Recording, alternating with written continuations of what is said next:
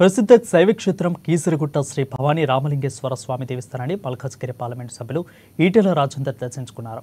అనంతరం స్వామివారికి ప్రత్యేక పూజలు చేశారు. ఆలయ అర్చకులు స్వామివారి తీర్థప్రసాదాలు అందజేసి వేదాశీర్వచనం అందజేశారు. రామలింగేశ్వర దేవస్థానంలో నేటి నుంచి కార్తీక మానోత్సవ ప్రత్యేక పూజలు ప్రారంభం కానున్నాయి. ఈ సందర్భంగా స్వామివారిని దర్శించుకొని మొక్కులు చెల్లించుకున్నారు.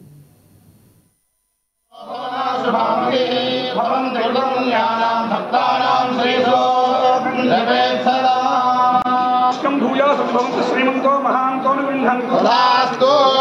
भक्तजनानां श्री सांग सपरिवार